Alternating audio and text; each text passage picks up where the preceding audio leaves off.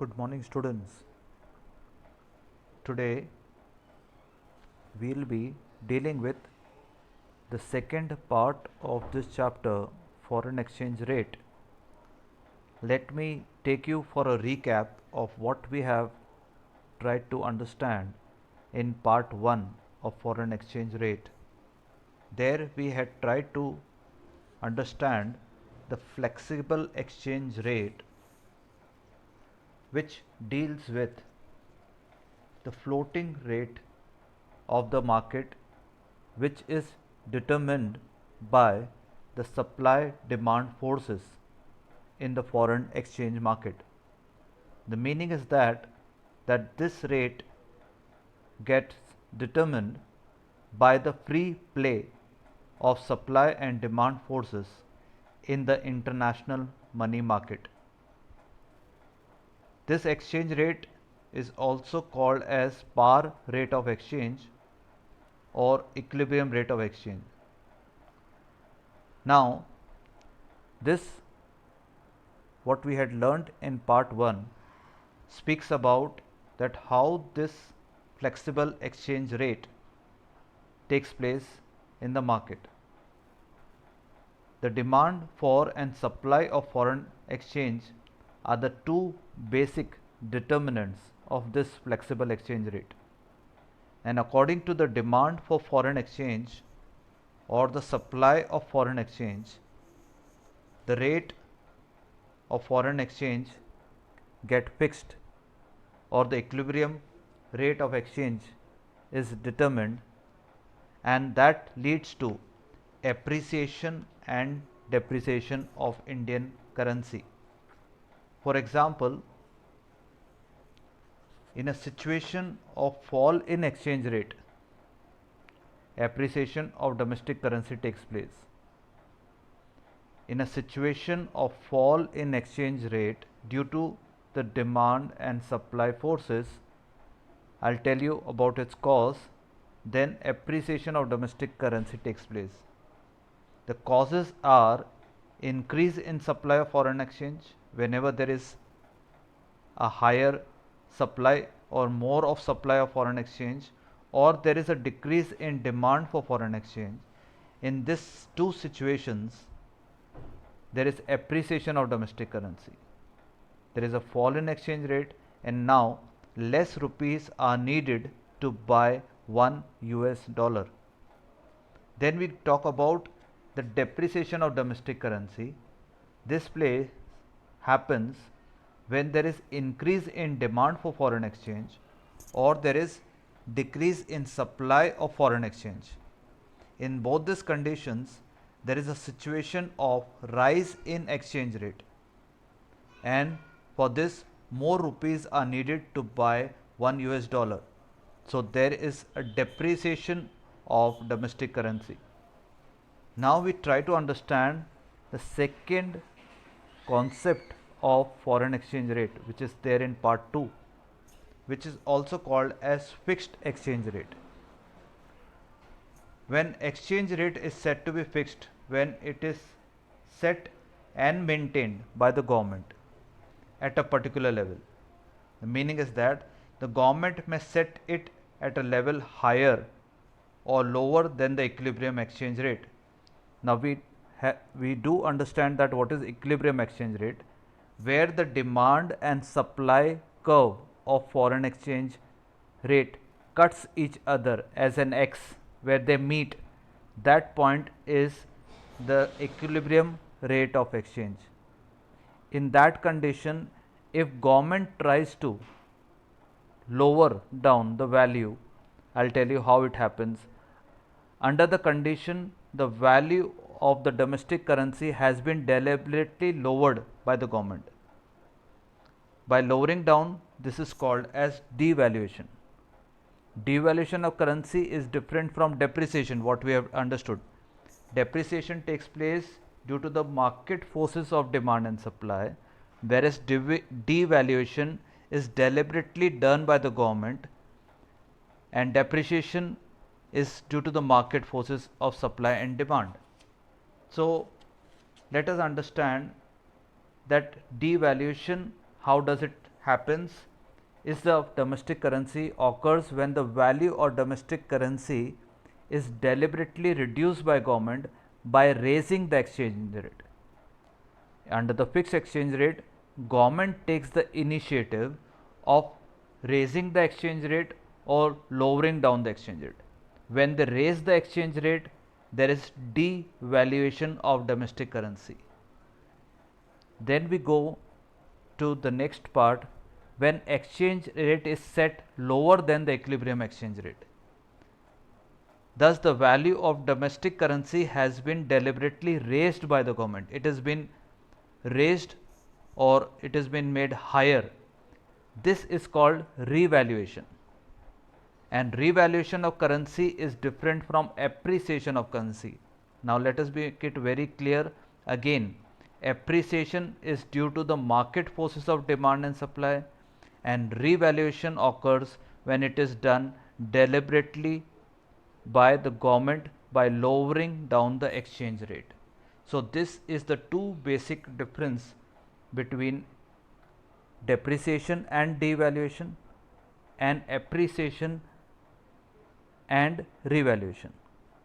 The meaning is that one is due to the market forces of demand and supply of foreign exchange rate, whereas revaluation and devaluation is done deliberately by the government by raising the exchange rate or lowering down the exchange rate. So, this is called as fixed exchange rate. Let us go further. Another system is called as gold standard system of exchange rate, which was an old variant of fixed exchange rate. Right now fixed exchange rate system is prevailing, but earlier to fixed exchange rate there was a gold standard system of exchange rate, under which according to this system gold was taken as the common unit of parity between currencies of different country. Each country was to define the value of currency in terms of gold, means the currency of India had to be defined that how much value of gold can be bought by Indian currency as rupees, and then how much value of gold can be bought by $1. This is just an example. An example is given on page number 344. After the value of the currency is been compared with gold, then the value is been later compared with one currency to another. That was gold standard system of exchange rate. Then came, after gold standard system of exchange rate, there was another system which came after gold standard, which was called as adjustable peg system of exchange rate. Here different currencies were related to one currency, that was US dollar.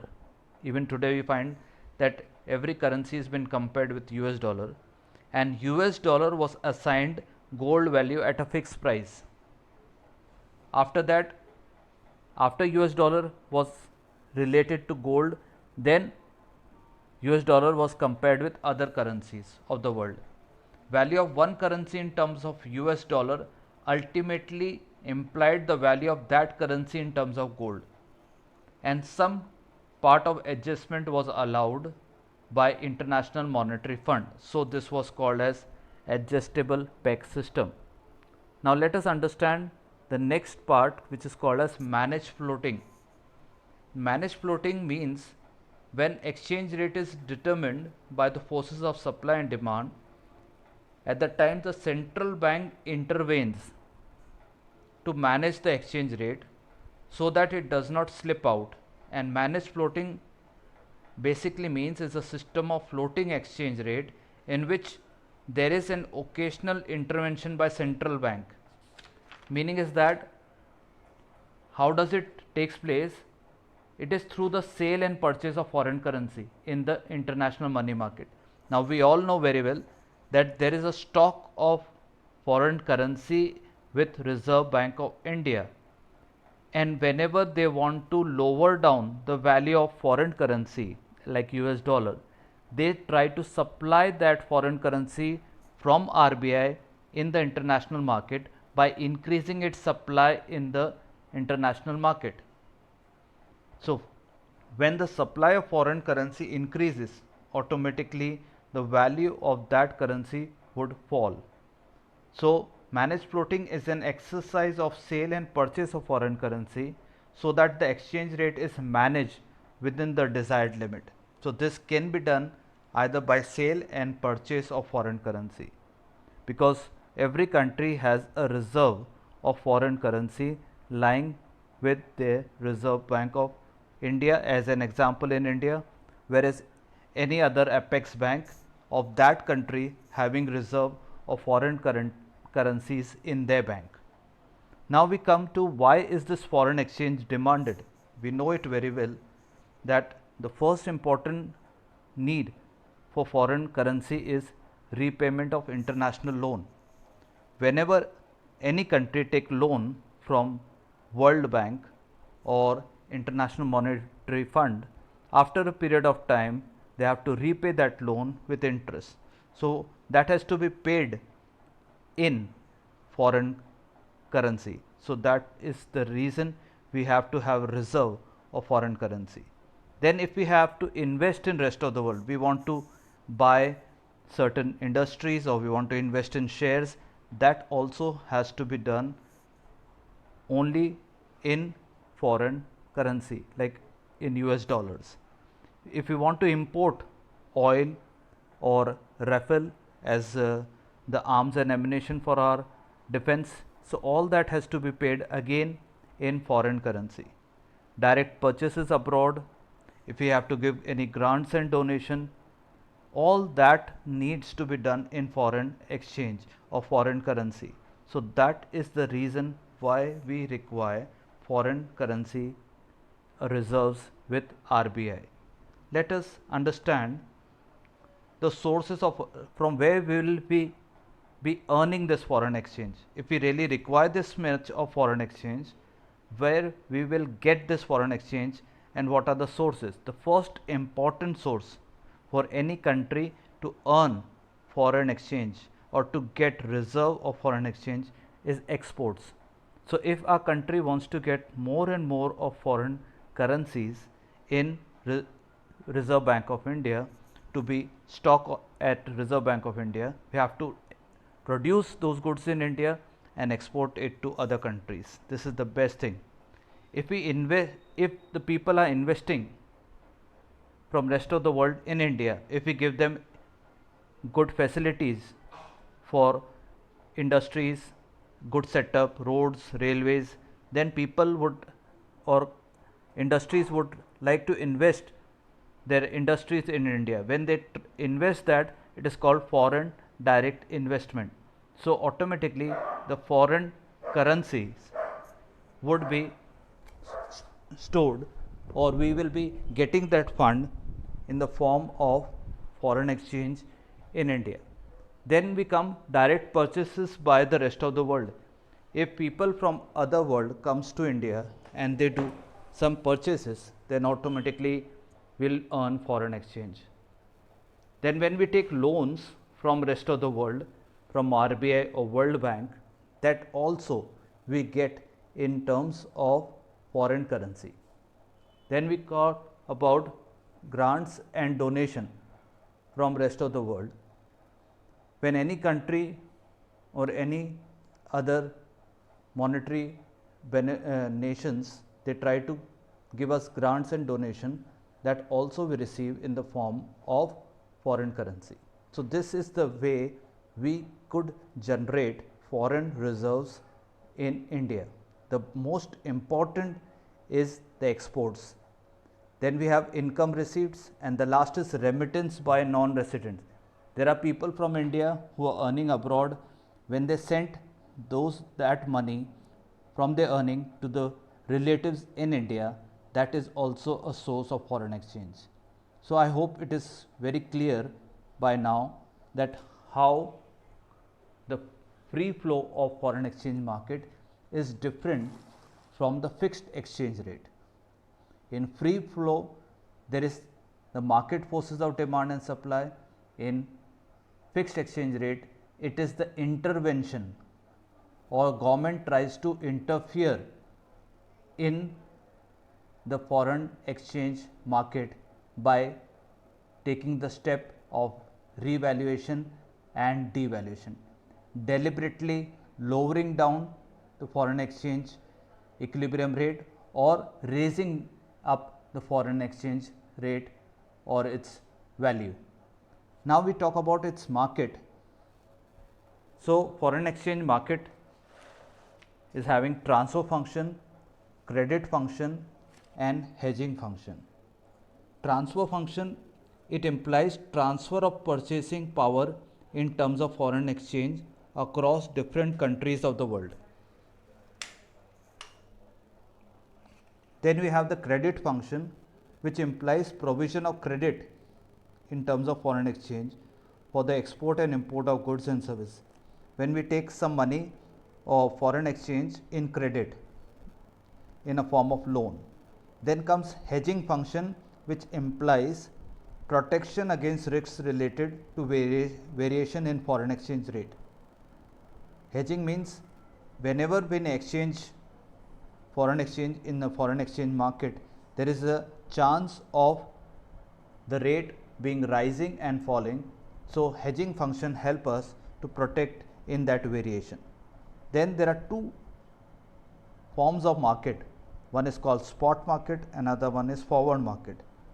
When we deal or try to buy or exchange the foreign currencies in foreign exchange market, one is called spot market for foreign exchange, in that which handles only spot transaction.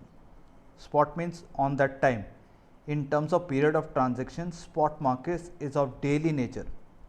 It does not trade in future deliveries, whereas forward market deals with future tradings.